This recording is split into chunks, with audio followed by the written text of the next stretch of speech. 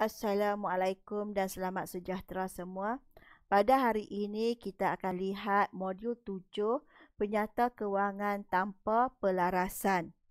Dalam modul 2 sebelum ini cikgu dah dedahkan kamu tentang penyata kewangan di mana ianya terdiri daripada dua komponen iaitu akaun perdagangan dan untung rugi serta penyata kedudukan kewangan, di mana akaun perdagangan dan untung rugi terdiri daripada dua iaitu akaun perdagangan dan akaun untung rugi.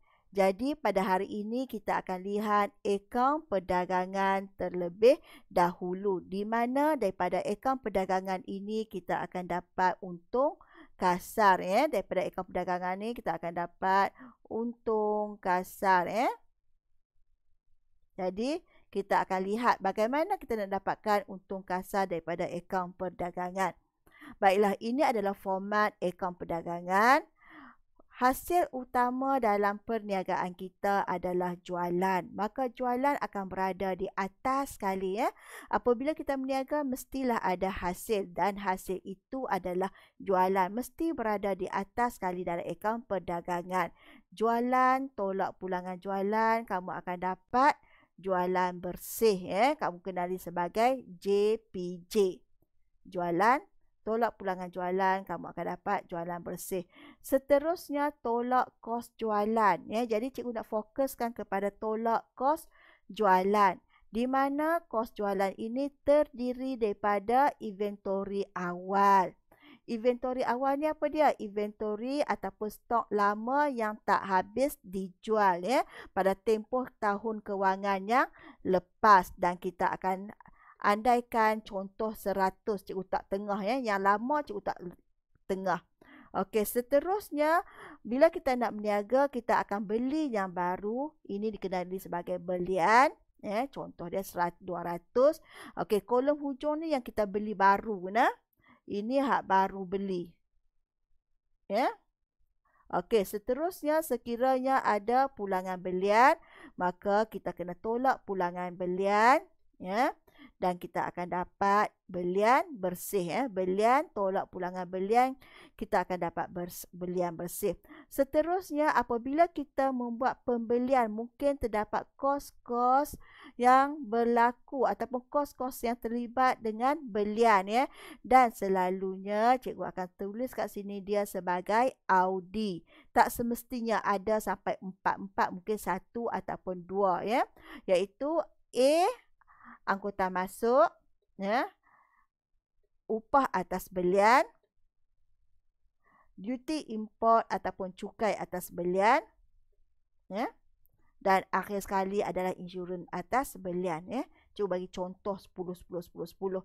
Dan ini bila kamu jumlahkan semua ini adalah kos belian untuk beli inventory baru pada tempoh kewangan semasa ya. 230. Jadi seterusnya inventory awal ya. Kita akan tambah inventory awal ni inventory barang niaga hak lama. Kita tambah dengan barang niaga yang baru beli ya. Barang niaga yang baru beli kita tambah ya, dan kita dapat satu angka 330, dan angka ini dikenali sebagai kos barang untuk dijual.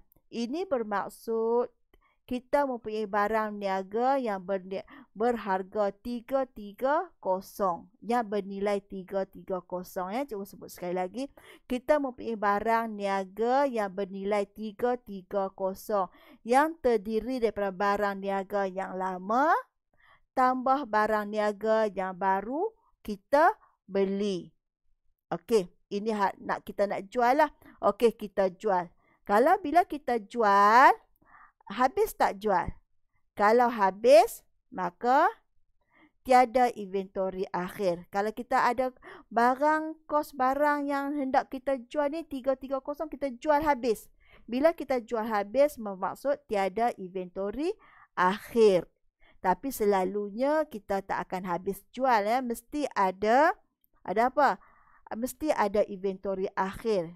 ada barang niaga yang tak habis dijual, dikenali sebagai inventory akhir.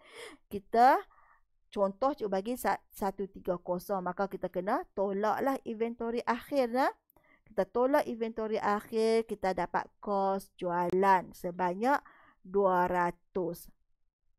Ini bermaksud kita telah menjual sebanyak RM200. Kos jualan ini bermaksud kita telah menjual barang niaga yang berharga RM200.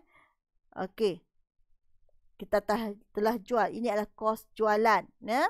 Tapi berapa yang kita jual? Kos dia 200. Adakah kita nak jual 200? Tak. Kalau kita jual 200, mestilah tak dapat untung. Jadi, kita akan jual pada harga yang lebih tinggi. Contoh dia, kamu nak jual apa? 450. Contohlah. Mungkin kita jual 450. Jadi, ini adalah harga jual, harga jualan. Harga yang kita jual 450 adalah harga yang kita jual. 200 ini adalah harga barang niaga, kos asal barang niaga yang kita jual. Okey, kita teruskan lagi. Kita lihat soalan 1. Maklumat yang berikut diambil daripada sarjana trading pada 31 Disember. Ini adalah imbangan duga yang kita dah belajar dalam modul 6. Kita dah belajar dalam modul 6. Kita ada debit dan kredit, di mana debit ini adalah aset ataupun belanja, AB, dan sebelah kredit adalah liability, ikuti pemilik ataupun hasil. Jadi soalan dia, sediakan akaun perdagangan bagi tahun berakhir 31 Disember 2020. Okey. Mula-mula kita sediakanlah tapak dulu. Kita buat 3 kolom. Nampak tak kita ada 3 kolom kat sini? 1, 2, 3. 3 kolom. Kemudian kamu kena buat apa? Tulis tajuk sarjana trading. Akaun perdagangan bagi tahun berakhir 31 Disember 2020. Paling atas sekali apa dia yang kita ada? Iaitu jualan. Lajunya cikgu usap, cikgu patah balik Okey, kita ada jualan 34,600. Jualan 34,600 kat mana kita ambil? Ni dia jualan kita ni Kamu nampak 34,600. Tolak pulangan jualan. Tolak pulangan jualan 320. 320. Kamu akan dapat, ini yang dikenali sebagai apa? Ini adalah jualan bersih. Kamu kena ingat JPJ. Ke atas sekali JPJ. Jualan tolak pulangan jualan. Seterusnya kita kena cari kos jualan. Tolak kos jualan yang terdiri daripada apa dia? Inventory awal. Berapa inventory awal kita? Iaitu ni inventory awal kita Dia sebut dia 1 Januari.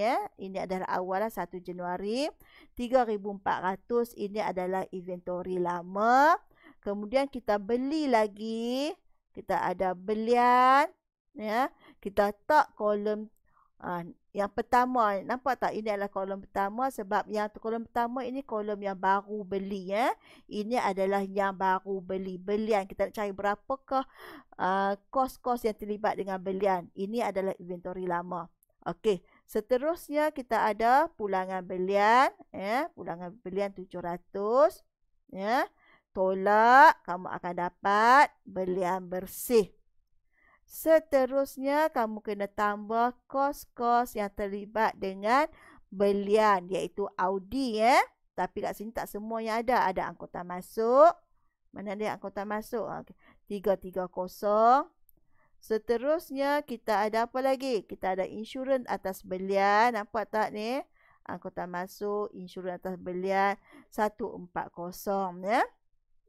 Kamu jumlahkan, kamu dapat 23770 dan ini dikenali sebagai kos belian. Okey. Bagaimana kita nak dapat kos-kos belian ni? Inilah Audi yang cikgu sebut tadi. Tapi kat sini dia cuma ada angkutan masuk dengan insurans atas belian sahaja. Seterusnya kita nak buat apa? Inventory awal tambah kos belian. Sebab kita nak tengok, nak jumlah berapa ada barang niaga dekat kita sekarang. Kamu akan dapat 27170 dan ini dikenali sebagai kos barang untuk dijual. Kita ada barang sebanyak 27170 untuk dijual. Ya? Okey. Tapi kamu nampak tak? Kita ada inventory. Maksud dia ada barang niaga yang tak habis dijual. Maka kita kena tolak inventory akhir. Okey, cuba kamu lihat. Inventory akhir ada dua nilai. Ya? Mana dua nilai? 5,600 dengan 4,800. Jadi kita kena ambil nilai mana?